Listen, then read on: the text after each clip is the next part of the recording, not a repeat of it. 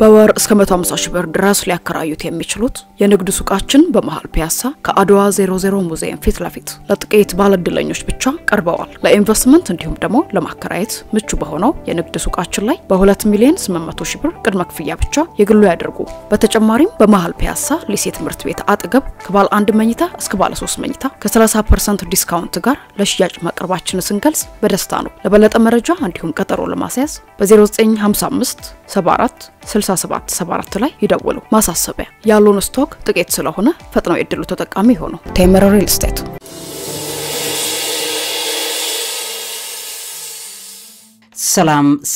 ሰላምና ጤናን ፍቅርን በረከትን ያድልኝ። ክብራትና ክብራን የሣድስ ቤተሰቦቼ በድጋሚ ተገናኝተናል።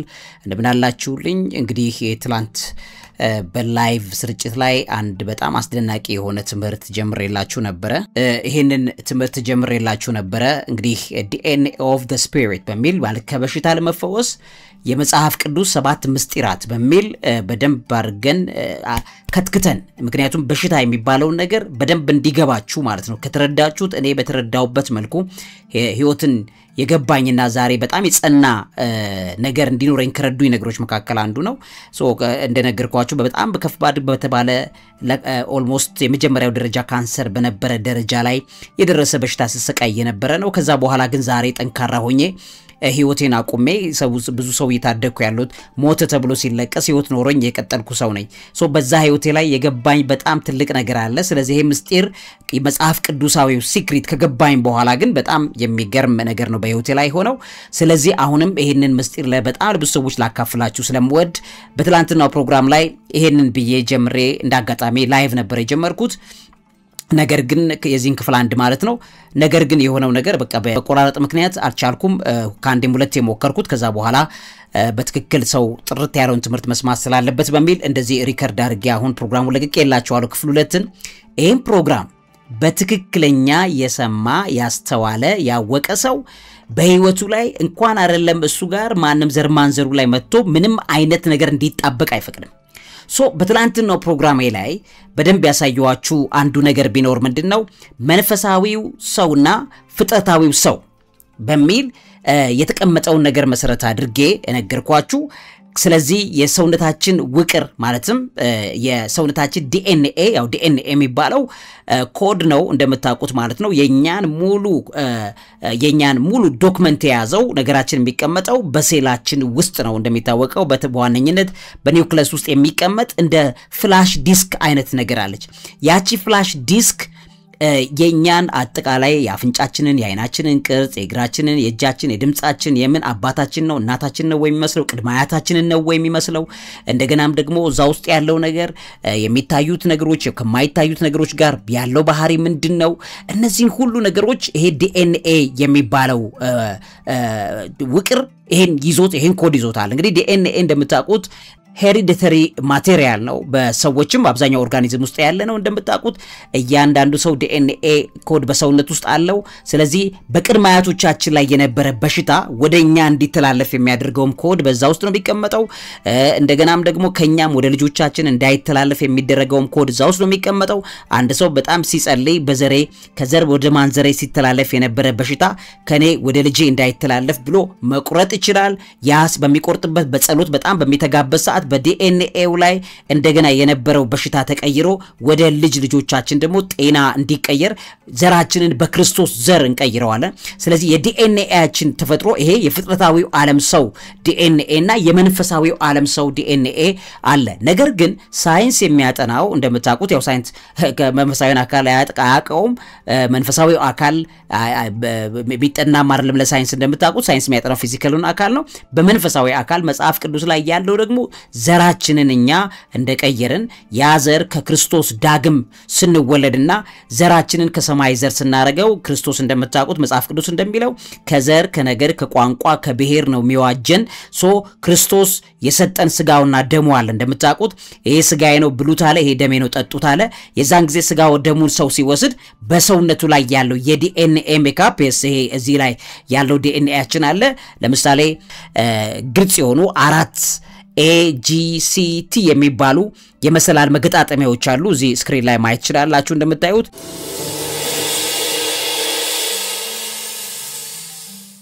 ይውላችሁ ATTACGGC እያለ መሰላሉ ይገጣጠማል እንደምታውቁት እነዚህ ደግሞ የዲኤንኤ ውቅሮቹ መሰላሎቹ ቤዞቹ ደግሞ አዴኒን ሳይቶሲን ጓኒን ታያሚን በሚል የሚታወቁት እነዚህ አራቱም መሰላል የሚሰራባቸው ውቅሮች ስክሪን ላይ መመልከት ይችላልላችሁ ቤዝ ፔርስ ናቸው እነዚህ ቤዝ ፔርስ ደግሞ የሚዋቀሩት እንደምታዩት ለምሳሌ ታይሚን የሚዋቀረው ኦክሲጅን አለው ካርቦን አለው ሃይድሮጅን አለው እዚ እንደምታዩ ናይትሮጅን አለው ናይትሮጅን ሃይድሮጅን ኦክሲጅን እንደገና ደግሞ ፎስፈረስ የፎስፌት ግሩፖች አሉበት ውስጡ ለምሳሌ አዴኒንን በታዩት እንደዚህ እዚህ ጋር ያስቀምጥላችኋል ሃይድሮጅን አለ ናይትሮጅን እዚ ኦክሲጅን ካርቦን አለ እነዚህ ንጥረ ነገሮች ናቸው የተዋቀሩበት ሳይቶሲንም በታዩት እዚህ ጋር ይሄው ማየት ይችላልላችሁ ሃይድሮጅን አለ ካርቦን አለ ኦክሲጅን አለ የፎስፌት ግሩፖች አሉ ከነዚህ ውቅሮች ነው የሚመጣው ጓኒንም እንደዚሁ ናይትሮጅን ሃይድሮጅን እንዲህ ያለ ተዋቅረው እነዚህ እዚህ የምታዩትን በአይን የማይታይ ውቅሮች በአይን ወደሚታይ ወይ ባጉሊ መነጽር ወደሚታይ ቤዝ ፔርስ ይቀየራል ማለት ነው ሶ ይሄ የፍጥረታዊው ሰው ስጋ ነው በፍጥረታዊው ዓለም ሰው ውስጥ ያለ ስጋ ነው አሁን ይሄን ልንነግራችሁ የፈለኩት ምስጢር ስለምትረዱ ተከተሉኝ ይሄን ካደረገ በኋላ ቀጥሎ የመንፈሳዊው ሰው ውቅር ደግሞ አለ እሱ ውስጥ ካርቦን አተም የለም አልነበረም አዳም በገነት በነበረበት ሰዓት ላይ የለበሰው ስጋ ላይ ካርቦን አተም አልነበረም ካርቦን ሁሉ ላይ እዚህ ላይ ያውላችሁ ታያሚንም አዴኒንም ሳይቶሲንም ጓኒንም አራቱም መሰላል ውቅሮች እግሮች ሲዋቀሩ የተዋቀሩት ውስጥ ካርቦን አለ እዚህ ውስጥ እንደምታዩት ማለት ነው ካርቦን የሰው ልጅ ከገነት ከተባረረ በኋላ የመጣ ነው ካርቦን የሚባለው ማንኛውም እንደምታውቁ ኦርጋኒክም ኢንኦርጋኒክም ኬሚስትሪ ላይ ያለ የካርቦን ሲክሬትን ስትመለከቱ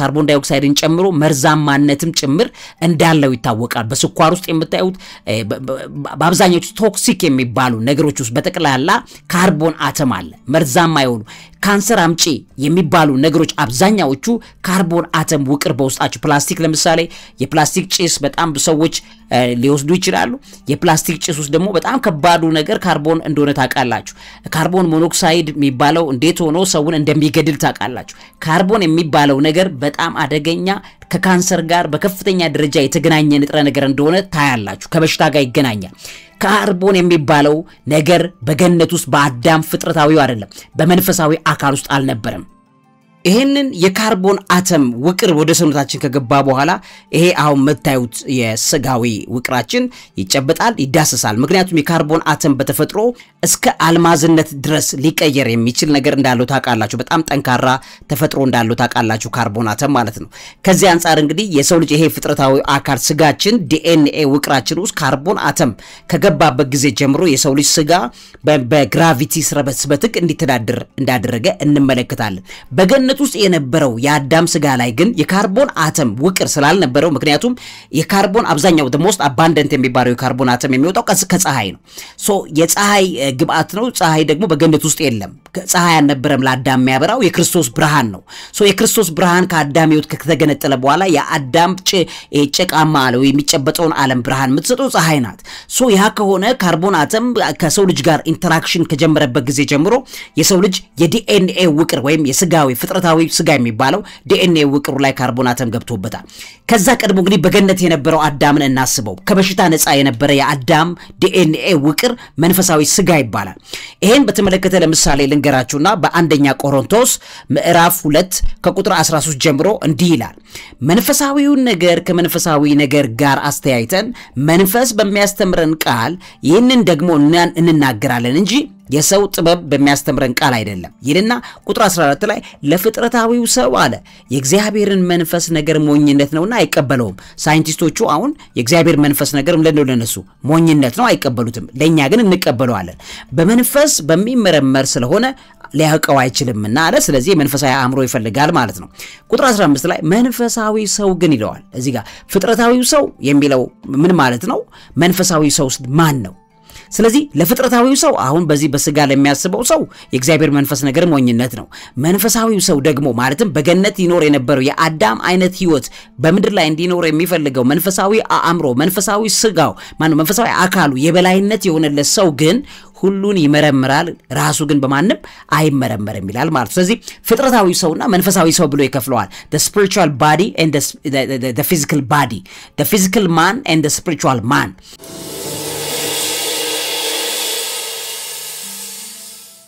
ይሄ አይነት ኔቸር ተከፋፍሎ መጣ ማለት ነው። ከመቼ ከአዳም ከወደቀ በኋላ አዳም በገነት በነበረበት ሰዓት የነበረው ስጋ ምን አይነት ነው? መንፈሳዊ ስጋ ይባላል። ያ መንፈሳዊ አካል በሽታ አያቅም። ለምን ቢባል በዲኤንኤ ኮዱ ላይ አብዛኛው የሰው ልጅ አሁን ይሄ የኖረ ያለበት ከካርቦን አተም ጋር ተጣንዶ ተገናኝቶ የሚኖረው ምግቡ ይሄ በፋብሪካ ፕሮሰስ የሆነው ነገር ካርቦን የሌለበት የለም። ምን ካርቦን የሌለበት ምንም አይነት ነገር የለም በምድር ላይ እንደምታውቁት ማለት ነው። በተለይ አሁን በመጨረሻው ዘመን ላይ የፋብሪካው ጭስ የሲጃራው ጭስ የምኑ ጭስ ካርቦን የሌለበት የለም።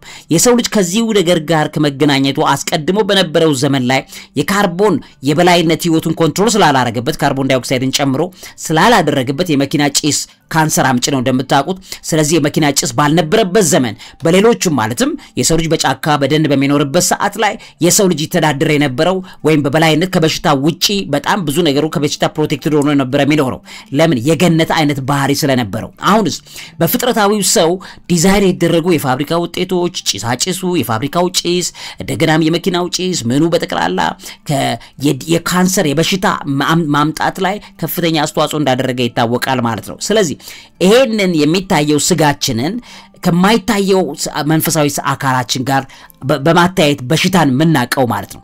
ስለዚህ በሽታ ኮድ ሆኖ የሚቀመጠው አሁን ለምሳሌ በዚህ ውስጥ ባሳያችሁ በጣም ደስ ይለኛል። ስክሪን ላይ መመልከት ትችላላችሁ። አሁን እዚህ ውስጥ የምታዩት የአዴኒን፣ ታያኒን፣ ጓኒን፣ ሳይቶሲን እነዚህ መሰላል ውቅሮች ላይ በፊት አዳም በነበረበት በገነት በነበረው ስጋ ላይ በዚህ ላይ ምንም አይነት የበሽታ ኮድ የለም። የበሽታ ኮድ አልነበረም። ለምን? የተወረሰው የነበረው ጌታችን ኢየሱስ ክርስቶስ ምድር ላይ መጥቶ የለበሰው ፍጹም ስጋ አዳም በገነት ይጠቀምበት የመጀመሪያው የተፈጠረበት የነበረው ስጋው ነው። የአዳም ያ ማለት ነው ፍጹም ስጋ ነው። ፐርፌክት ባዲ ነበረ ኃጢያት የሌለበት ወይም ምንም አይነት የዚህ ምድር ንክኪ ያልነበረው ስለነበረ መንፈሳዊ ስጋ ነው። መንፈሳዊ አካል ነው የነበረው። በመንፈሳዊ አካል ላይ ምንም አይነት በሽታ ኮድ አልነበረውም ማለት ነው። ስለዚህ የበሽታ ኮድ ከመቼ ጀምሮ ነው የመጣው? አዳም ከገነት ከተባረረ በኋላ ከካርቦን አተም ጋር ግንኙነት ፈጠረ ማለት ነው። ኦርጋኒክ ኬሚስትሪን ስታጠኑ ያለው ነገር በተቀላላ ምን ካርቦን አተም እስቲ አጥኑት ለብቻው ማለት ነው። እያንዳንዱ ነገር ከካርቦን ውቅር ጋር መገናኘት ጀመረ። ስለዚህ የሚበላው የሚጠጣው የሚያደርገው ለምሳሌ አልኮል መጠጥ ካርቦን ሳይኖርበት አይሰራም እንደምታውቁት። የመኪና ጭሱ ምኑ ጋዙ ነዳጁ ተቀላላ ከካርቦን ጋር የተያያዘ ነው። በቃ ምን ግልጽ የሆነ ነገር ነው። ይሄ የካርቦን ዳይኦክሳይድ ልቀት እየጨመረ የመጣው መቼ ነው? በመጨረሻው ዘመን ላይ። በመጀመሪያዎቹ ዘመናት ላይ የካርቦን ዳይኦክሳይድ ልቀት ብዙ አልነበረም። አየሩን ማላጥለቀለቀም ጤናማ ነበር ሰው የሚኖረው። አሁን ባለበት ሁኔታ ላይ ይሄ ዶሚኔሽን በጣም በብዙ መልኩ ዶሚናንት ያደረገ ህይወቱን ከመራበት በኋላ የሰው ልጅ በበሽታ በስፋት መጠቃት ጀመረ። የበሽታ ዝርያ በመጨረሻው ዘመን ላይ ለምን በዛ? ከፍተኛ የሆኑ ከካርቦን ጋር የተያያዙ ብዙ ነገሮች እየበዙ መጡ። እነዚህ ነገሮች የሰው ልጅን ከጤና አልባ አድርገውታል ማለት ነው። ምንም አይነት ጤና ማጣት የሚያያዘው ከወደቀው ስጋ ጋር ባለን አታችመንት ነው።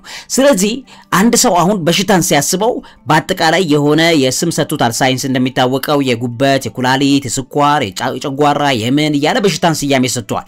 ስለዚህ እናንተ አሁን ከበሽታ ጭንቅላት ከስያሜው ነፃ ውጡና መጀመሪያ መንፈሳዊ ነገሩን ተመልከቱት። ወደ አዳም ያኛው ስጋ እንዴት እንመለስ ቢባል የሰው ልጅ መመለስ ስለማይችል አሁን ባለበት ሁኔታ ላይ መመለስ ስለማይችል እንግዲህ የኒው ኤጅ አስተማሪዎች ምድር የሚሉት ይሄ አሁን እዚህ ስክሪን ላይ መመልከት እንደምትችሉ DNA of the Spirit የሚል አንድ የሆነ መጽሐፍ አላቸው። ይሄ መጽሐፍ ምንድነው? የሰው ልጅ በቃ ጤናውን ለማግኘት ወደ መንፈሳዊ ዲኤንኤው ኮድ መመለስ አለበት ብሎ ይልና መንፈሳዊ ኮዱ ግን የማንም አይደለም ከዩኒቨርሲቲ የምናገኘው ነው ብሎ ወደ ዩኒቨርሲቲ ይወስዳቸዋል። ነገር ግን የኛ የሰው ልጅ ይሄ ትምህርት የተቀዳው ከክርስቶስ ነው። ሶ የዓለም ሁሉ ብርሃን፣ የዓለም ሁሉ መድኃኒት፣ የዓለም ሁሉ ፈውስ ተገልጧል። የዛሬ 2000 ዓመት ክርስቶስ ተገልጦ በፍጹም ፐርፌክት በሆነ ባዲ ፍጹም ሰው ፍጹም አምላክ ሆኖ የተገለጠው እሱ በህይወታችን ላይ በስጋና በደሙ አማካኝነት ያንን ኮድ ይቀይርልናል ማለት ነው። ስለዚህ ያ ኮድ ምንድነው? የፍጥረታዊው ሰው ኮድ ነው። ያ ኮድ በዲኤንኤያችን አይደለም የሚቀይረው፣ በመንፈሳዊ ዲኤንኤ። እንግዲህ መንፈሳዊ ዲኤንኤ ብሎ ሳይንስ ባይቀበለው እኛ ግን ለአረዳድ በደንብ በጭንቅላታችን ላይ እንድንይዝ መንፈሳዊ ዲኤንኤ ወይም እዚህ እነሱ አሁን የኒው ኤጅ ምናምን አንዳንድ ቦታ ላይ ይሄን ታዩታላችሁ። ነገር ግን ይሄ ስፒሪቹዋል ዲኤንኤ የሚል እዚህ ስክሪን ላይ እንደምትመለከቱት most powerful knowledge about the potential of the human soul and spirit ever described by science, philosophy, ancient culture and law of attraction ምናምን ብለው ያስቀምጡታል። ይሄን የወሰዱት ከቅዱሳን ቲቺንጎች ነው።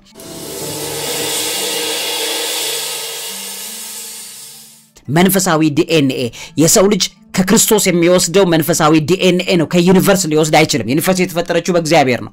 ስለዚህ የሰው ልጅ ይሄንን ነገር ለማድረግ በሜዲቴሽን በምናምን በጣም ብዙ ጥረት ውስጥ ነው የገባው እየተሰቃየ ያለው። ግን አሁን በአእምሯችሁ ላይ ይሄን ያዙ። እናንተ ከበሽታ ነፃ ለመውጣት ከፈለጋችሁ ከመጀመሪያው ፕሪንሲፕል ስትነሱ የዲኤንኤያችሁን የዚህ ፍጥረታዊ ሰው ዲኤንኤ አለ፣ መንፈሳዊ ሰው ዲኤንኤ አለ ብያችኋለሁ። የመንፈሳዊው ሰው ዲኤንኤ ወይም ስፒሪቹዋል ዲኤንኤ አዳም በገነት የሚኖርበት መንፈሳዊ ፍጥረታዊ ስጋው ነው። ያ ማለት እንግዲህ በባለፈው ፕሮግራም ላይ በዚህኛው ክፍል አንድ ፕሮግራም ላይ እንዳስረዳዋችሁ ሻማዋ አለች፣ የሻማዋ ብርሃን አለ። ሶ መንፈሳዊ አካል ይባል የነበረው ከሻማው ብርሃኑ ጎልቶ ስለሚወጣ ብርሃኑ ሻማዋን ስለሚሸፍናት ነው። ሶ አሁን ያለው የሰው ልጅ እየለበሰ ያለው እየኖረ በመብላት በመጠጣት በምናምን እየኖረበት ያለው ስጋ፣ ይሄ ስጋ ደግሞ ፍጥረታዊ ስጋ ነው የሚባለው። ለምን? መንፈሳዊው ብርሃን ጠፍቷል። ስለጠፋ የሰው ልጅ አሁን የምታዩት ስጋውን ነው የምታዩት። መንፈሳዊ ብርሃኑ የሚታየው በጸሎት በምናምን ነው። ሶ አሁን አንድ ሰው ወደ በሽታ ፈውስ መምጣት ከፈለገ በህይወቱ ላይ በሽታ እንዲነቀልለት ከፈለገ መመለስ ያለበት ወደ መንፈሳዊው ማንነት ውስጥ ዲኤንኤ ሜካፕ ሆኖ ይሰራል። አሁን በመጽሐፍ ቅዱስ ላይ 7 ፓወርፉል የሆኑ ቲቺንጎችን ነግራችኋለሁ። ስለዚህ መጀመሪያ ይሄን ትረዱታላችሁ። አሁን ወደ አንድ ምስጢር ልወስዳችሁ ነው። ይሄው ምንድነው? ሶ ከዚህኛው ስጋችን ላይ ያለ ዲኤንኤ ኮድ ላይ ካርቦን አተም አለ ብለናል። በመንፈሳዊው ዲኤንኤ ናይትሮጅን፣ ሃይድሮጅን፣ ኦክሲጅን ውቅር ያለበት ነው። ናይትሮጅን፣ ሃይድሮጅን፣ ኦክሲጅን የነዚህ ሶስቱ ምንድነው? ውቅር ነው ያለው። ስለዚህ ምን ማለት መሰላችሁ? ከፈለገ ይሰወራል። ያ ስጋ በገነት ውስጥ የነበረው ያዳም ስጋ የሚሰወር የነበረ ስጋ ነው። ለምን ነው የሚሰወረው? ሃይድሮጅን፣ ናይትሮጅን፣ ኦክሲጅን ሶስቱ ምንድናቸው? ጋዛማ ተፈጥሮ ነው ያላቸው። ሶ ጋዝ ይተናል አይደለ? ኦክሲጅንም ተናኝ ነው፣ ሃይድሮጅንም ናይትሮጅንም የሚተኑ ናቸው። ስለዚህ ይሄ ስጋ መተነን አልቻለም። ለመሰወር ከፈለገ አንድ ሰው የካርቦን አተምን ሲክሬት ማወቅ አለበት። ካርቦን እና የፎስፌት ግሩፖች በዲኤንኤያችን ላይ ያሉ እነዚህ ውቅሮች የበላይነት እንዳያገኙ ካደረግን ስጋችን መሰወር ይጀምራል። ኦኬ በገነት ውስጥ ለመኖር ስለዚህ ፍጥረታዊው ይሄ ስጋ ምን ይሆናል? ይበሰብስና አለ ጳውሎስ መንፈሳዊው ሰው ይነሳል ብሎ አስቀመጠ።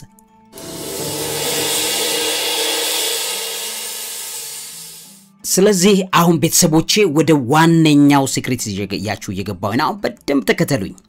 ይሄንን ስቴፕ ተከተሉት። አሁን ይኸውላችሁ ጳውሎስ እንደተናገረው ይሄ ፍጥረታዊ ሰውና ይሄ ስጋችን ማለት ነው። ፍጥረታዊው ሰው ፍጥረታዊው ዲኤንኤ ኮድ ቅድም እንዳልኳችሁ ነው።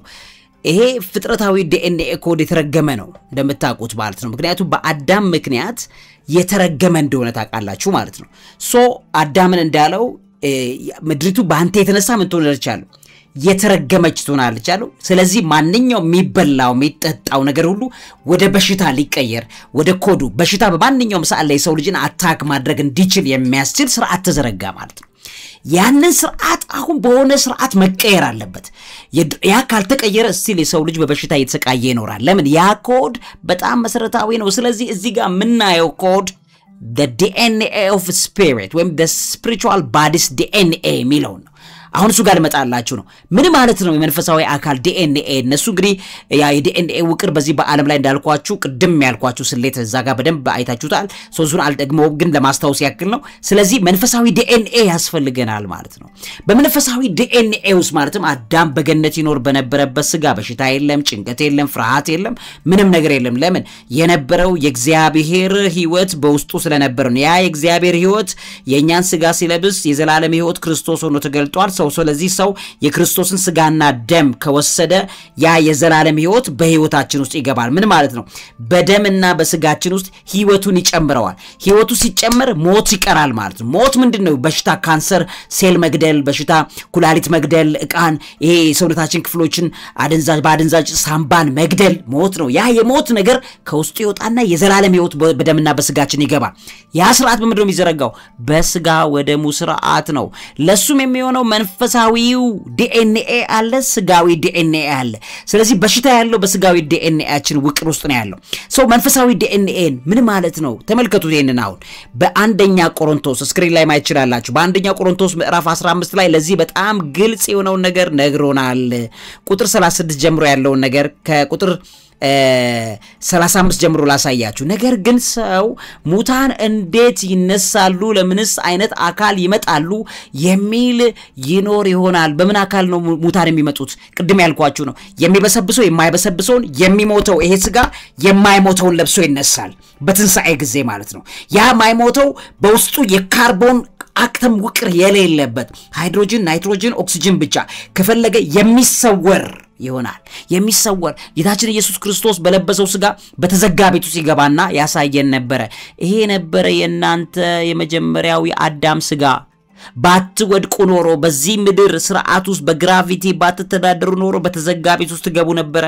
ስለዚህ ይሄን ስጋዬን ልበሱ ይሄን ደሜን ጠጡ ከዛ ወደዚህኛው ስርዓት የሚቀይራችሁ ህይወት ውስጥ ገባላችሁ ያ ህይወት አሁን በስጋ እንኖረው ከትንሳኤ በኋላ ግን በመንግስተ ሰማያት ውስጥ የምንኖረው መንፈስ ነፍስና ስጋችን እንደ አንድ ሆኖ ስጋ በገነት ውስጥ ይኖራል የሚኖረው ግን በካርቦን ውቅር አይደለም በሃይድሮጅን ናይትሮጅን እና ኦክሲጅን ዲኤንኤ ወይም ስፒሪቹዋል ዲኤንኤ መንፈሳዊ ዲኤንኤ ውስጥ ይገባል ማለት ነው ያን እዚህ ላይ ያስቀምጥልናል ምን ይለናል ይኸውላችሁ ቁጥር 35 ላይ ነገር ግን ሰው ሙታን እንዴት ይነሳሉ በምንስ አይነት አካል ይመጣሉ የሚል ይኖር ይሆናል አንተ ሞኝ አንተ የምትዘራው ካልሞተ ያው አይሆንም አለና የምትዘራውም ስንዴ ቢሆን ከሌላ አይነት የአንዱ ቢሆን ቅንጣት ብቻ ነው እንጂ የምትዘራው የሚሆነውን አካል አይደለም ማለት እግዚአብሔር ግን እንደወደደ አካል ይሰጠዋል ከዘሮቹም ለእያንዳንዱ የገዛ አካሉን ይሰጠዋል ስጋ ሁሉ አንድ አይደለም የሰው ስጋ ግን አንድ ነው አለና የእንስሳም ስጋ ሌላ ነው የወፎችም ስጋ ሌላ ነው የአሳም ስጋ ሌላ ነው አለና ቁጥር 40 ላይ ደግሞም ሰማያዊ አካል አለ ምን አይነት አካል አለ ሰማያዊ አካል አለ አያችሁ መንፈሳዊ የሚባል ስፒሪቹዋል ባዲ የሚባል ስፒሪቹዋል ዲኤንኤ አለ ከዛ ምድራዊም አካል አለ ይሄ ስጋችን በሽታ ያገኘው ይሄ ስጋችንም አለ ከዛ ቀጥሎ ነገር ግን አለ የሰማያዊ አካል ክብር ልዩ ነው መንፈሳዊ አካል ነው ከዛ የምድራዊውም አካል ክብር ልዩ ነው የተለየ ነው አለ የፀሐይ ክብር አንድ ነው የጨረቃም ክብር ሌላ እንደሆነው ማለት ነው የከዋክብትም ክብር ሌላ ነው የክብር አንዱ በክብርም አንዱ ኮከብ ከሌላው ኮከብ ይለያያል ልክ እንደዚህ ሁሉ አለ መንፈሳዊ አካላችን ከስጋዊ አካላችን ክብሩ ይለያል ከዛ የሙታን ትንሳኤም ደግሞ እንዲሁ ነው በመበስበስ ይዘራል አለ ይሄ ስጋ ምን ያረጋል ካርቦን ስላለበት ይበሰብሳል ዲኬ ያረጋል ከዛ በምን ይነሳል ባለመበስበስ ይነሳል በትንሳኤ ጊዜ የማይበሰብሰው ካርቦን ፍሪ ሆኖ ሃይድሮጅን ናይትሮጅን ኦክሲጅን ብቻ የተዋቀረበት ዲኤንኤ መንፈሳዊ ዲኤንኤ የሚባለው ሆኖ ምን ይሆናል ይነሳል በሽታ የሌለበት ጭንቀት የሌለበት ሞት የሌለበት ሆኖ ይነሳል ከዛ በውርደት ይዘራል ተዋርዶ ነው የሚሞተው በጥይት በመናምን ከዛ በምን ይነሳል በክብር ይነሳል ማንንም ያስነሳው የክርስቶስ ኢየሱስ ትንሳኤ በምን የክርስቶስ ኢየሱስ የትንሳኤው ኮድ ስጋና ደማችን ውስጥ እንዲገባ ስጋው ደሙ መውሰድ አለበት። ይስጋ ሲወስድ ምን ይሆናል? በክብር ይነሳል። ክርስቶስን የሚያምኑ በክርስቶስ እንደሞቱና በክርስቶስ ትንሣኤ እንደሚያደርጉ የሚያምኑ ሰዎች በትንሣኤ ጊዜ በክብር ይነሳል። ስጋችን በበሽታ አይደለም፣ በመዋረድ አይደለም፣ በክብር። ከዛ በድካም ይዘራል። ስጋችን ላይ የድካም በሽታ ሊገባ ይችላል። እንደገና በኃይል ይነሳል። ፍጥረታዊ አካል ይዘራል። ይሄ ምን አይነቱ ነው? ቅድም ያልኳችሁ ፍጥረታዊ አካል ነው። እሱ ሆኖ ይዘራል አይደልና መንፈሳዊ አካል ይነሳል። ስለዚህ በትንሣኤ ጊዜ የሚነሳው ካርቦን ፍሬው ነው። ሃይድሮጅን፣ ናይትሮጅን፣ ኦክሲጅን የሚሰወረው ሆኖ ይነሳል። ከዛ ፍጥረታዊ አካል አለ ያለ ይሄ በፍጥረቱ ምክንያት ምን በላው በተፈጠረው ነገር የምንበላው ምን ጠጣው። ያኛው ግን መንፈሳዊ ነው። መንፈሳዊ ምግብ ነው ምን በላው። መንፈሳዊ መጠጥም ጠጡ፣ መንፈሳዊ ምግብ በሉ አለ። ሲከተላቸው ከነበረው ከዛ ከመንፈሳዊ ምግብና መጠጥ ጠጥተዋልና ያ መንፈሳዊ ምግብና መጠጥ ክርስቶስ ነው ይላል መጽሐፍ ቅዱስ ላይ።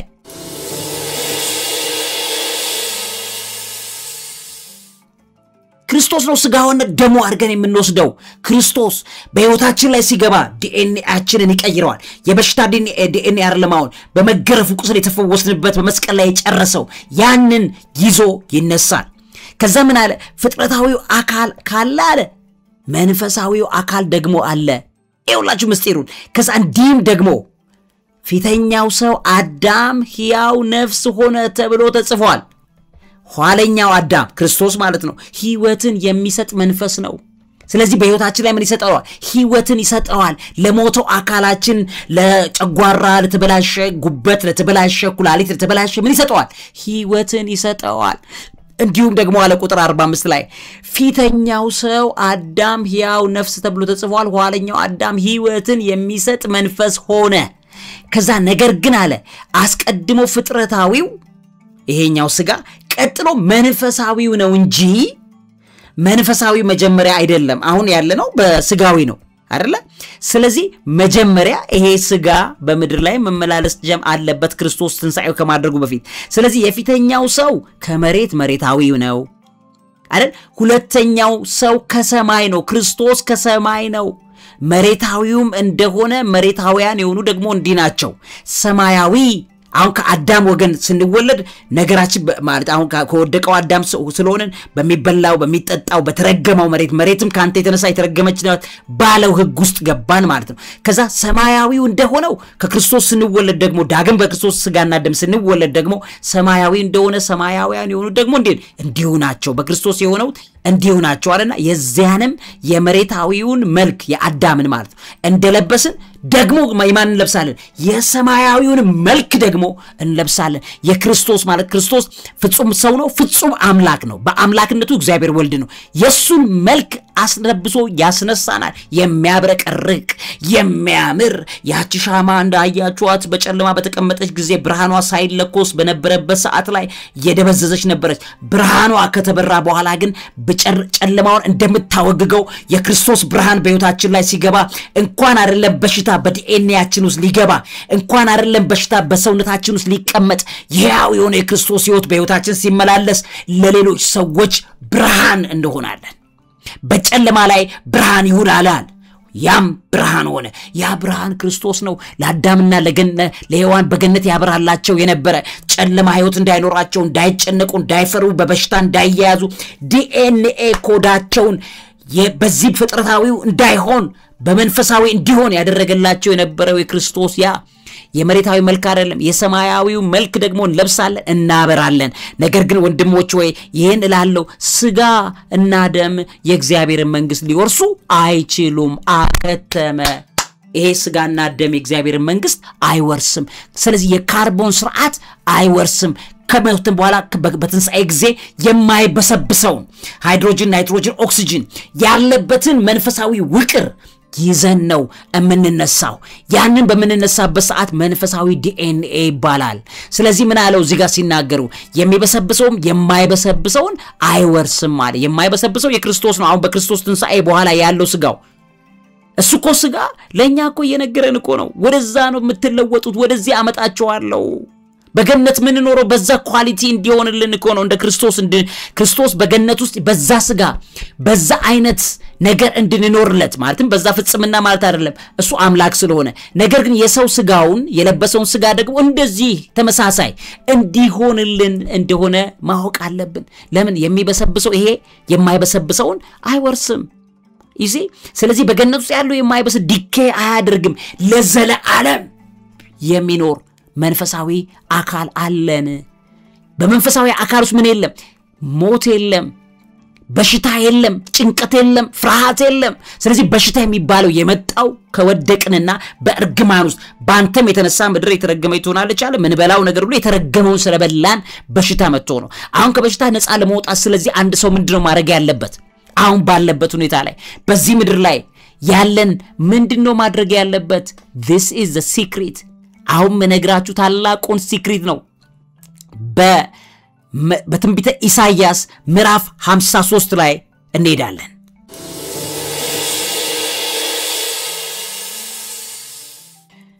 አሁን ልብ ብላችሁ አዳምጡኝ በትንቢተ ኢሳይያስ ምዕራፍ 53 ላይ ነገርየው እዛ ጋር ተሰርቷል ስለዚህ የሰው ልጆች አሁን ወደ ማይበሰብሰው እንዲለወጡ አንድ ሥርዓት እግዚአብሔር ዘረጋ አዳምና ሔዋን ውስጥ ሞት የገባው በመብል ምክንያት ነው ስለዚህ በመብል ምክንያት ሞት ገባ ስጋችን ኮራፕት አደረገ ስለዚህ ምን ሆነ በስጋና በደማችን ኮድ ውስጥ የበሽታ ኮድ ገባ ዲኤንኤ የሚባለው ቅድም እንዳልኳችሁ ፍላሽ ዲስክ ነው የኛን ዳታ የያዘ በሴል ኒውክለስ ውስጥ የሚቀመጥ ፍላሽ ዲስክ ነው በፍላሽ ዲስክ ውስጥ የበሽታ ኮድ የጭንቀት ኮድ የፍርሃት ኮድ የምን ኮድ ሁሉ ገብቷል እዛ ውስጥ ስለዚህ እናቴ ጸነሰችኝ በኃጢአትም ወለደችኝ ይላል ዳዊት በዚህ ውስጥ ምን ገባ የበሽታ ኮድ የጭንቀት ኮድ ገብቶ ነው የሚወለደው የሰው ልጅ ስለዚህ ምን ይሆናል ያ ኮድ መውጣት አለበት ያ ኮድ እንዲወጣ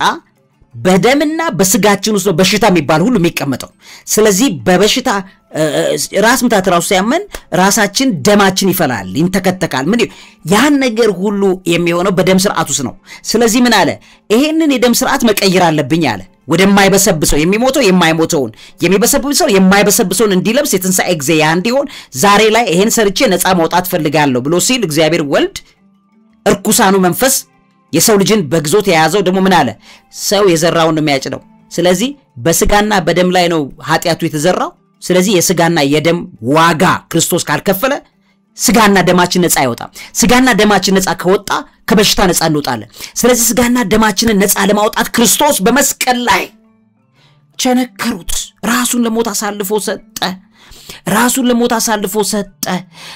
ለሞት አሳልፎ ሰጠ ቦጫጨቁት ገነጣጠሉ ስጋውን አጥንቱን የቀራችሁ ምክንያቱም በአጥንት አይደለም የሚከፈለው በስጋና በደም ነው ስለዚህ የስጋና የደም ጉዳይ በጠቅላላ ተቦጫጨቀ እስካሁን በዓለም ታሪክ ምናልባትም ወደ 10 ቢሊዮን የሚጠጋ ህዝብ ነው ያለው እስካሁን የተወለደው ተብሎን የሚታመነው አሁን ክርስቶስ አንዴ ቡጭቅ ሲያረጉት የዛሬ 2000 ዓመት ለምትወለደው ልጄ ላንቺ ይሄው ስጋዬን ከፈልኩልሽ አለ ቡጭቅ ሲያረጉት ደሙን ለሷ ይሄን ደም ከፈልኩኝ አለ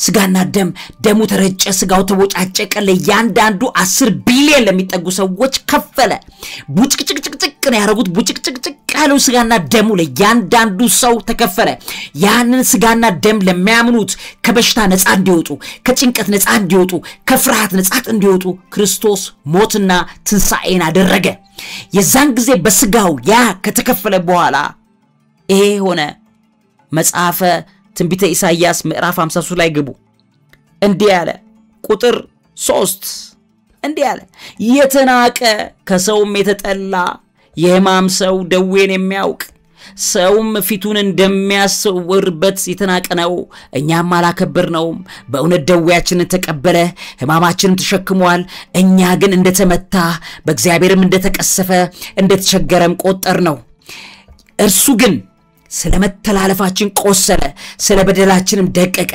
የደህንነታችንም ተግሳጽ በርሱ ላይ ነበረ በርሱም ቁስል እኛ ተፈወስን በእርሱም ቁስል እኛ ተፈወስን በእርሱም ቁስል እኛም ተፈወስን በእርሱ ቁስል እኔ ተፈወስኩኝ የኔን ቁስል ክርስቶስ መስቀል ላይ ወሰደው ስለዚህ በህይወቴ ላይ በደሜ በስጋዬ ውስጥ ያለ የበሽታ በቁስል የሚያፈነዳዳ ካንሰር በሽታ ሌላው ክርስቶስ መስቀል ላይ ወሰደልኝ ስለዚህ በኔን ቁስል ክርስቶስ ወሰደው በእርሱ ቁስል እኛ ተፈወስን አሁን አይደለም ባይዘው የዛሬ 2000 ዓመት ነው የተፈወስነው ስለዚህ አንድ ሰው ሲወለድ በክርስቶስ ስጋና ደም ስርዓት ውስጥ ስጋና ደሙ ሲያስገባ በዚህ ስጋና ደማችን ከክርስቶስ ዘር እየተወለድን እንደገና ደምና ስጋችን ሲቀይረው የማይሞተውን በሚሞተው ሲጨምረው ይሄ የሚሞተው ስጋችን በካንሰር በበሽታ በደዌ በበሽታ በጭንቀት በፍርሃት በኩላሊት በሽታ በሳምባ በሽታ በምን ሊሞት ያለውን በትንሳኤ ቀሰቅሷል ለምን የዲኤንኤ ኮዳችንን ከፍጥረታዊው ሰው ወደ መንፈሳዊ አካል ይቀይረዋል ሲቀይረው በእምነት ነው የሚቀይረው ክርስቶስ እንደሞተልን በሞትና በትንሳኤው በፍቁስሉ ምክንያት ስጋችን እንደተፈወሰ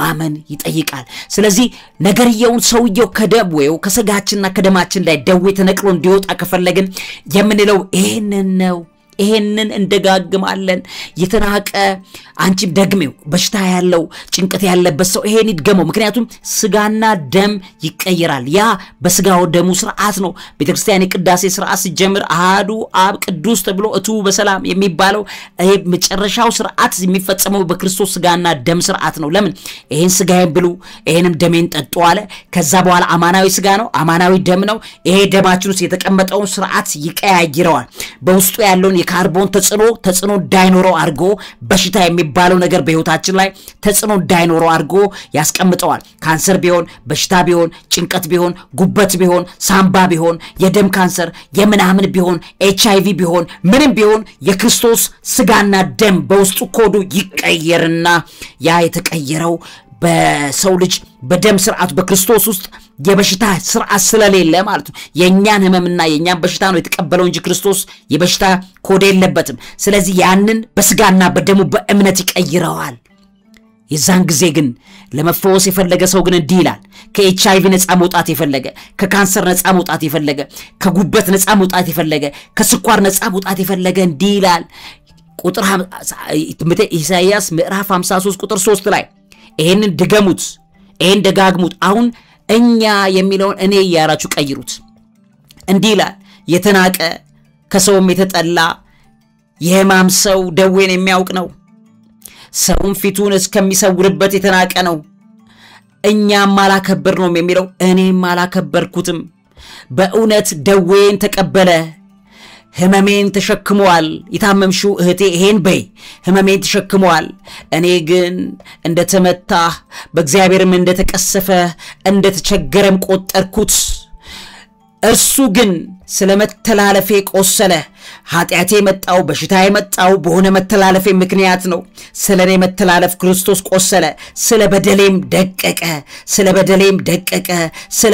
ደቀቀ የኔን በደል እሱ ወሰደው ደቀቀ መቱት አሰቃዩት አስጨነቁት ቀነውን ደዌ ወገሬ ወሁለቁ ኩሎ ሟጽንት ይባላል እና ቀነውን ደዌ ወገሬ የደህንነታችንም ተክሳጽ በርሱ ላይ ነበረ የደህንነታችን ተክሳጽ በርሱ ላይ ነበረ ከዛ በእርሱም ቁስል እኔ ተፈወስኩኝ በርሱም ቁስል እኔም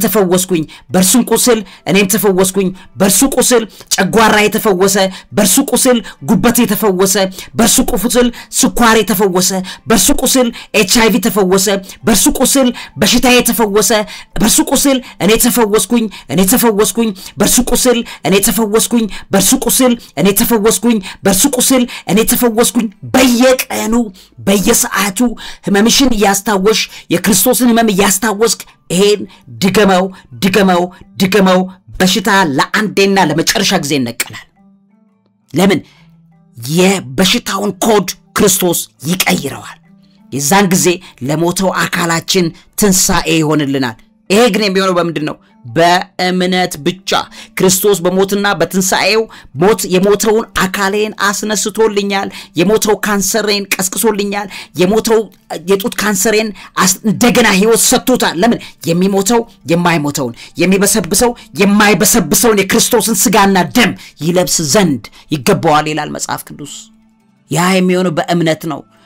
ዛሬ የትንሳኤን ሕይወት መኖር ትችያለሽ። ዛሬ እንደሞተ ሰው ሳይሆን በሕይወት እንዳለ ሰው መኖር ትችያለሽ። ይሄንን ደጋግሙት። በእርሱ ቁስል እኔ ተፈወስኩኝ፣ በእርሱ ቁስል እኔ ተፈወስኩኝ። እኔ እንዲሆኑ በሽታ ንቅልቅሉ ነው የሚወጣው። የሚገርማችሁ የመጀመሪያው ነገር እዚህ ጋር የምትሄዱት ነገር ባየነውም ጊዜ እንወደው ዘንድ ደም ግባት የለውም። ንስሐ ነው ይሄ። ባይዘዌ ንስሐ ነው የምንገባው። ለምን? ቁጥር እዚህ ጋር ሲነግረን በእግዚአብሔርም እንደተቀሰፈ እንደተቸገረም ቆጠር ነው የሚለውን አንቺ በዩ አንተ በለው። በእግዚአብሔር እንደተቀሰፈ እንደተቸገረም ቆጠርኩት። ልክ መስቀል ላይ ክርስቶስ ሰቅሎ ሲያይ ወይ ጉድ ይላል። እንድንለት እኮ አይደለም የኛን መከራ እኮ ነው የወሰደው። ይሄ ንስሐ ያስፈልገዋል። እንደተመታ በእግዚአብሔርም እንደተቀሰፈ እንደተቸገረም ቆጠርኩህ። የኔ ጌታ እንደተመታ በእግዚአብሔርም እንደተቀሰፍክ እንደተቸገርክም ቆጠርኩህ። ይቅር በለኝ።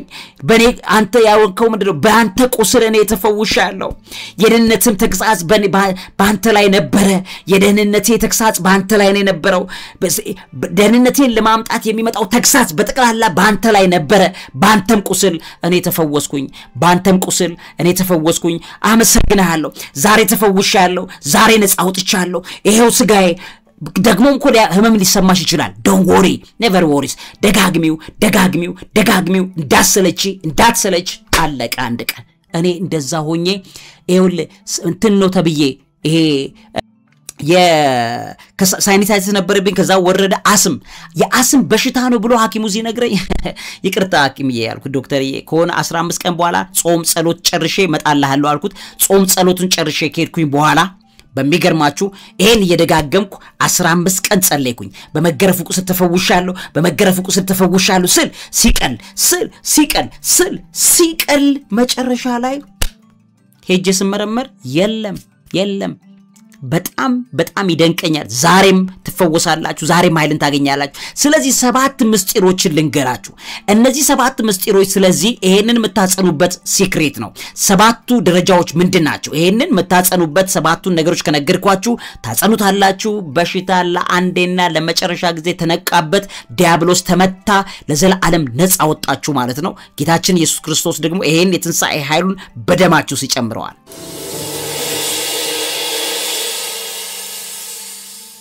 ስለዚህ 7 ፕሪንሲፕሎችን አሁን ነግራችኋለሁ። 7ቱን ፕሪንሲፕሎች። ስለዚህ አንደኛው ምንድነው? እኔ በክርስቶስ ሞትና ትንሣኤ በመገረፉ ቁስል ተፈውሻለሁ፣ ነፃ ወጥቻለሁ የሚለውን ፕሪንሲፕል በሕይወታችሁ ላይ ፕራክቲስ ማድረግ። ለዚህም ለምሳሌ በሐዋርያት ሥራ ምዕራፍ 3 ከቁጥር 1 ጀምሮ ያለውን ታሪክ ትመለከታላችሁ። ይሄውም ሊፈወስ የነበረው ማለትም መዳንን የፈለገው ሰው ጴጥሮስና ሉቃስ ከዮሐንስና ጴጥሮስ ከመቅደስ ሲወጡ እድሜው ሙሉ በሽተኛ የነበረ ሰው ምንሰጥ ሳንቲም ወርቅ የለንም፣ ነገር ግን እንሰጥ እንድትድን ዘንድ ምንሰጥ ይሄን ነው አሉት። በክርስቶስ ኢየሱስ ስምና ስልጣን ተነሳና ተመላለስ አሉት። ተነስቶ ተመላለሰ። ለምን? የክርስቶስን ኢየሱስን የህመሙን ኃይል በሰውየው በሽታ ላይ ማረፍና መፈወስ ስለሚችል ይሄን አድርጓል ማለት ነው። ከዛ ይሄንን ማመን ቁጥር 1 ነው። ሁለተኛ በኩል ጊዜ ጸሎቱንም ስናረጋው ክርስቶስ እንደሞተልን እንደተነሳልን ይሄን ፈውስ በሱ ምክንያት እንደሆነልን በክርስቶስ ኢየሱስ ስምና ስልጣን መጸለይ ያስፈልጋል ማለት ነው። እግዚአብሔር አባትና አምላካችን በልጅ በክርስቶስ በተደረገልኝ ስራ ብሎ ሰው ልጅ በስጋውና በደሙ ይደረገውን ነገር በተክላላ በክርስቶስ ዕውቅና ውስጥ አድርጎ ሁለተኛ መጸለይ። ሶስተኛ ለመጸለይ መስማማት ያስፈልጋል። ባይ ዘ ዌይ ማለት ነው። ለመጸለይ መስማማት ያስፈልጋል ዋናው ነገር። ምክንያቱም የሰው ልጅ ካልጸለየ ይሄ ነገር በህይወቱ ላይ አይሰራም። ለምሳሌ ልንገራችሁ። በማቴዎስ ወንጌል ምዕራፍ 18 ከቁጥር 19 ላይ ለዚህ የሚሆነው በጣም ቆንጆ ነገር ይነግራቸዋል። እሱም እንዲህ ብሎ ያስቀምጠዋል። ደግሞ እላችኋለሁ ከእናንተ ሁለቱ በምድር በማናቸው በሚለምኑት ነገር ሁሉ ቢስማሙ በሰማያት ካለው አባቴ ዘንድ ይደረግላቸዋል ብሎ ይላል። ስለዚህ ለህመም ፈውስ እንዲሆንልን ምን ማድረግ ይኖርብናል? መስማማት አለብን። ለመጸለይ መስማማት መቻል አለብን ማለት ነው። ከዛ በኋላ በአራተኛው ነገር ምንድነው ይሄን በስጋችሁ ላይ የተቀመጠው ማንኛውም ስኳር ይሁን ጨጓራ ይሁን ጉበት ይሁን ኩላሊት ይሁን ተፈውሶ እንደሄድላችሁ አራተኛው ፕሪንሲፕል ምንድነው anoint with oil ቅዱስ የሆነውን ቅባት በመቀባት የክርስቶስ ስምና ትንሳኤውን ኃይል በመጥራት በቅባቱ ላይ ያንን ነገር በማድረግ ትንሳኤን ማድረግ ይቻላል ለዚህ ለምሳሌ በያዕቆብ መልእክት ምዕራፍ 5 ከቁጥር 14 እስከ 15 ላይ እንዲህ ይላል ከእናንተ የታመመ ማንም ቢኖር የቤተክርስቲያን ሽማግሌዎችን ወደርሱ ይጥራ በጌታም ስም እርሱን ዘይት ቀብተው ይጸልዩለት ይላል በማን ስም በጌታ ስም በክርስቶስ ስም ይጸልዩለት ይላል ይፈወሳል አሁንም የክርስቶስ ሞትና ትንሳኤው ህማማችንን መሸከሙ ነፃ ያወጣን ትልቁ ነገር እዚህ ውስጥ እንዳለ ተመረከታላችሁ ማለት ነው ከዛ ይሄ ስለዚህ በክርስቶስ ስም ይሄ መጸለይ ያለበት ይፈወሳል ሰውየው ማለት ነው በአኖይንቲንግ ዘይት ቅባት ቅዱስ ተጠቅሞ ጸሎት ይደረጋል ማለት ነው በአምስተኛ ደረጃ lay hands on the sick ይላል እንግዲህ በማርቆስ ወንጌል ምዕራፍ 16 ከቁጥር 17 ላይ የተቀመጠው ነገር ለዚህ በጣም በቆንጆ ነገር የሚነግረን አለ በማርቆስ ወንጌል ምዕራፍ 16 ከቁጥር 17 ምን ይለዋል መሰላችሁ ያመኑትም እነዚህ ምልክት ይከተሏቸዋል አለ በስሜ አጋንንትን ያወጣሉ በአዲስ ቋንቋ ይናገራሉ እባቦችን ይይዛሉ የሚገድል ነገር ቢጠጡ አይጎዳቸውም እጃቸውን በድውዮች ላይ ይጭናሉ እነርሱም ይድናሉ ይላል ስለዚህ በክርስቶስ ነው የሚደረገው ሰዎች አባቶች ይጸልያሉ እንደሚታወቀው ይጸልያሉ ከዛ በኋላ ፈውስ ይሆናል ለበማ በክርስቶስ ኢየሱስ ትንሳኤና በሞትና በትንሳኤው ማለት ነው ስለዚህ ይሄንን ለማድረግ በታመሙ ሰዎች ላይ ጭኖ መጸለይ ያስፈልጋል እንግዲህ አባቶች በመስቀል ጭነው በእጆቻቸው የዳሰሱ ሰዎች ላይ ይጸልያሉ ፈውስ ይደረጋል በክርስቶስ ኢየሱስ ስምና ትንሳኤ ማለት ነው በስድስተኛ ደረጃ እንግዲህ የፈውስን መቀበል ያስፈልጋል ፈውስን መቀበል በበሽታዬ ላይ በደዌ በስጋዬ ላይ ያለ ኩላሊት ጉበት ስኳር ጨጓራ ካንሰር ከኔ ጋር አብሮ መኖር አይችልም የሚለውን መቃወምና እንዲሁም ደግሞ ለኔ ሂሊንግ ወይም ደግሞ ፈውስ የሚገባኝ ነኝ ለምን ጌታዬ ክርስቶስ ኢየሱስ ሞቶልኛል በመስቀል ላይ ሞተልኝ ክርስቲያን ነኝ እኔ ስለዚህ ምን ያስፈልገኛል ፈውሱ ለኔ ይገባኛል ብሎ ያን እንደ ስጦታ መቀበል ያስፈልጋል ለዚህም ለምሳሌ በቆሮንቶስ መጽሐፍ ምዕራፍ 12 ከቁጥር 7 ላይ ይሄንን አስቀምጡታል ወደ አንደኛ ቆሮንቶስ ማለት ነው አንደኛ ቆሮንቶስ ምዕራፍ 12 ከቁጥር 7 ላይ እንዲህ ይላል ተመልከቱ ነገር ግን መንፈስ ቅዱስን መግለጥ ለእያንዳንዱ ለጥቅም ይሰጠዋል ለአንዱ ጥበብን መናገር መንፈስ ይሰጠዋልና ለአንዱም በዚያ መንፈስ ዕውቀትን መናገር ይሰጠዋል ለአንዱም በዚያ መንፈስ እምነት ለአንዱም በዚያ መንፈስ የመፈወስ ስጦታ ለአንዱም ተአምራትን የማድረግ ቅዱስ እግዚአብሔር መንፈስ ክርስቶስ ከሄደ በኋላ ካረገ በኋላ እግዚአብሔር መንፈስ ቅዱስ ነው እስካሁን ቤተክርስቲያንን ያጸናተ ያለው ስለዚህ ምን ማለት ነው የእግዚአብሔር መንፈስ ቅዱስ አንዱ ስጦታ ምንድነው ስጦታ ነው ማለት የመፈወስ ስጦታ እንዳለ የመፈወስ ስጦታም ጭምር በህይወታችን ላይ እንዳለ ስጦታ እንደሆነ ልናምንና ልንቀበለው ይገባል ማለት ነው ክርስቶስ መስቀል ላይ የሰጠን ትልቁ ነገር ቢኖር ህማሙን ለኛ ሰጥቶ ህማማችንን ወስዶ እሱ ተሰቃይቶልናል ታሞልናል ብሎ ያንን መቀበል ያስፈልጋል በሰባተኛ ደረጃ እንግዲህ እንዳልኳችሁ በሽታ doesn't belong to me በሽታ እኔን belong አያደርገኝም የሚል እምነት ይፈልጋል ማለት ነው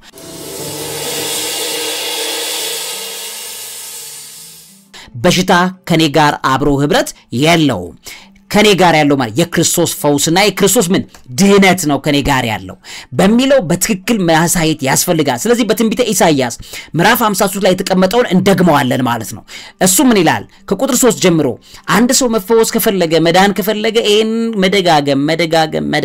መደጋገም በርሱ ቁስል እኔ ተፈወስኩኝ በርሱ ቁስል እኔ ተፈወስኩኝ በርሱ ቁስል እኔ ተፈወስኩኝ በርሱ ቁስል እኔ ተፈወስኩኝ በርሱ ቁስል እኔ ተፈወስኩኝ ለምሳሌ ከቁጥር 3 ጀምሮ የተናቀ ከሰውም የተጠላ የህማምም ሰው ደዌን የሚያውቅ የኔ ጌታ በእውነት ይገርመኛል ደዌን የሚያውቅ ሰውን ፊቱን እንደሚሰውርበት የተናቀ ነው እኛም አላከበር ነው የሚለው እኔም አላከበርኩትም ይያልሽ ጸልይ እንደዛ ያርክ ጸልይ ከዛ ቁጥር 4 ላይ በእውነትም ደዌያችንን ተቀበለ የሚለው በእውነትም ደዌን ተቀበለ ከዛስ ህመማችንን ተሸክሟል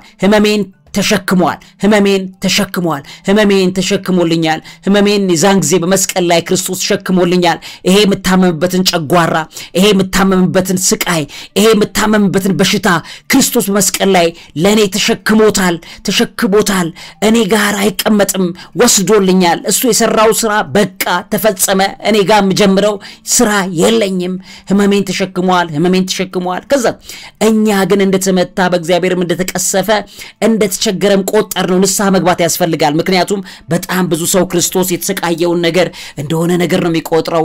እንደ ልብ አያየውም፣ እንደሆነ ነገር አይመለከተውም። ለምን? ልክ እንደተቸገረ እንደተቀሰፈም ቆጠርነው። ይሄ ንስሐ ያስፈልጋል። ስለዚህ እኔ ግን እንደተመታ በእግዚአብሔር እንደተቀሰፈ እንደተቸገረም ቆጠርኩት። ከዛስ እርሱ ግን ስለመተላለፌ ቆሰለ፣ እርሱ ግን ስለመተላለፌ ቆሰለ፣ እርሱ ግን ስለመተላለፌ ቆሰለ። በበደሌ ምክንያት ኃጢአት መጥቶብኛል። በኃጢአቴ ምክንያት ይሄ በሽታ መጥቷል። በቤተሰቤ ምክንያት ይሄ በመተላለፌ ምክንያት ይሄ መጥቷል። ነገር ግን እሱ ስለመተላለፌ ቆሰለ፣ ስለበደሌም ደቀቀ፣ ስለበደሌም ደቀቀ፣ ስለበደሌም ደቀቀ። የደህንነቴም ተግሳጽ በእርሱ ላይ ነበረ። ከዛስ በእርሱም ቁስል እኔ ተፈወስኩኝ፣ በእርሱም ቁስል እኔ ተፈወስኩኝ፣ በእርሱ ቁስል እኔ ተፈወስኩኝ፣ በእርሱ ቁስል እኔ ተፈወስኩኝ፣ በእርሱ ቁስል እኔ ተፈወስኩኝ፣ በእርሱ ቁስል ጨጓራ የተፈወሰ፣ በእርሱ ቁስል ጉበቴ የተፈወሰ፣ በእርሱ ቁስል ሳምባ የተፈወሰ፣ በእርሱ ቁስል ይሄ ያለውን የጠራችሁ ተፈወሰ።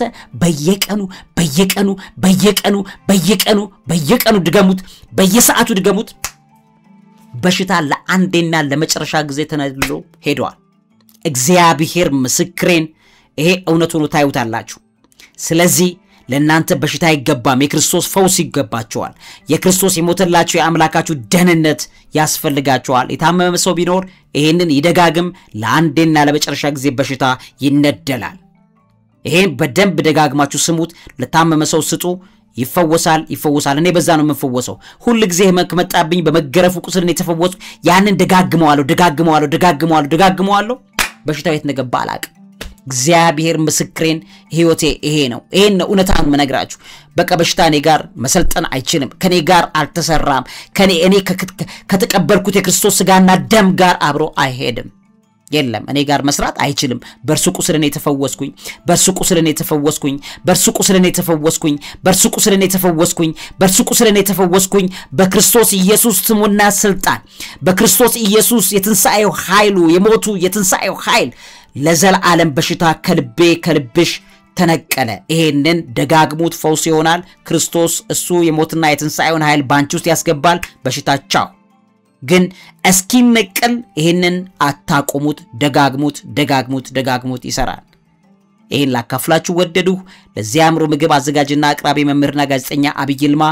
ዕውቀት ታላቁ እግዚአብሔርን ታከብራለች። ፈውስ፣ ተአምራት በሁላችንም ሕይወት ላይ እንዲሆን ጸለይኩኝ። ዕውቀት ታላቁ እግዚአብሔርን ታከብራለች። መልካም ጊዜ።